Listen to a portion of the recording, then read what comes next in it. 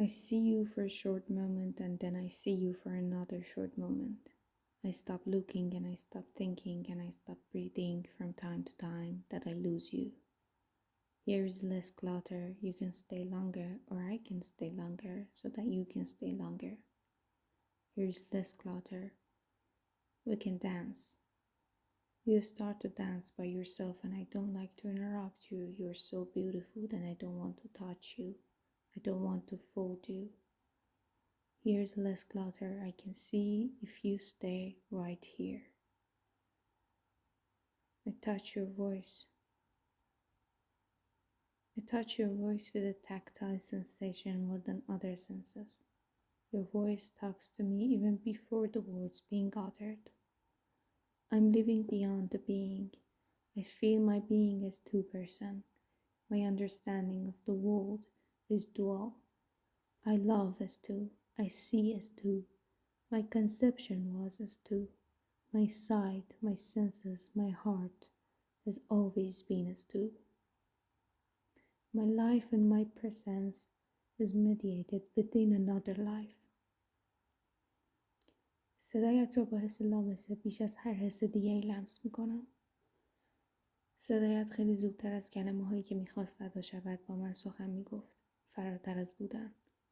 من خود بودن را هم هنوز نفهمیدم. بودن برای من همیشه در وجود دیگری ترجمه شده. بدون حضور هیچ واسطه ای بودن خودم را نمیشناسم. تمام درکم از جهان دوگانه است. تخم حضور من در این دنیا در پیوند با شخص دیگری کاشته شده است. لامسه و بینایی و قلب و مغزم را با کسی نصب کردم و به ازای او هم حس می کنم، هم می بینم، هم می فهمم و دوست می دارم. او هم به ازای من. من جهان، عشق و عرفان را دوبار تجربه می کنم. My friend Meshkat took this photo of me and my sister. It was after midnight and we were tired of that long afternoon, so we closed our eyes. We probably saw a movie before this photo. It was like a tradition for us to gather and smoke a joint and watch a movie, and after that, take photos of each other. I don't remember which movie we saw that night, and it is not important to remember. Maybe. If you ask me, knowing my sister and Meshkat and the movie is not important. But I know them and you don't. So yes, it is important to know them. Our home was a mess back then. We were living in 19th East Street with several cats and so many birds. We usually wouldn't clean the place and it smelled like a very old cigarette hidden in a drawer. Maybe there was a very old one there. There was a pile of papers and cardboards behind the couch. I hated them to be there, but there was no other space for all the shit Arfa had. Maybe she still has. At night, we were worried to bother the neighbors, so we turned the volume of the speaker down. It turns out to be the saddest part of the night. Gathering became disintegrated, and Arfa grabbed her phone, and after a while she fell asleep. Like all the time. Arfa usually doesn't like to be photographed. But I didn't mind. I didn't mind to be photographed or take photograph of her. We finally moved out from that place a year and a half after this photo. All the plants Arfa had was transferred to her new place.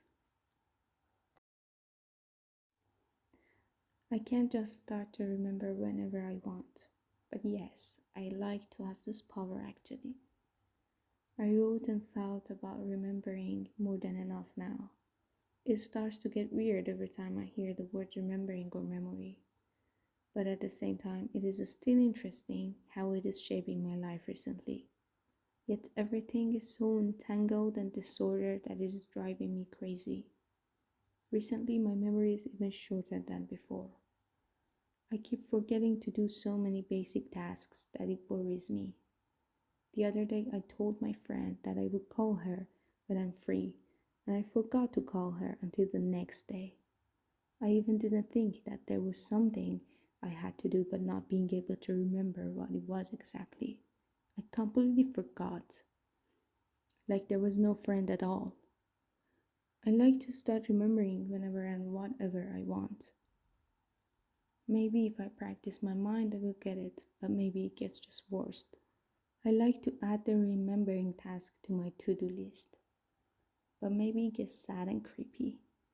My sister adds clipping nails and taking a shower to her to do list. Why not remembering though? I like to close my eyes, open my mouth, and start to remember and see what happens. I would probably say again. گل گلدون من شکسته در باد تو بیا تا دلم نکرده فریاد.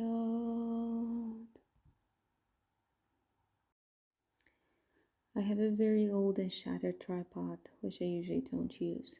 It's more disrupting than useful. I got it from my parents. They didn't want it anymore, so I thought, why to buy a new one?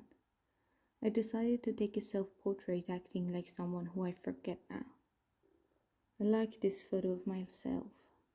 I like the flashlight on the puzzle's leaves. I like the absence of my face and eyes, especially the eyes. I had a wound on my lip, which I again like. Everything that brings changes to my face is welcome.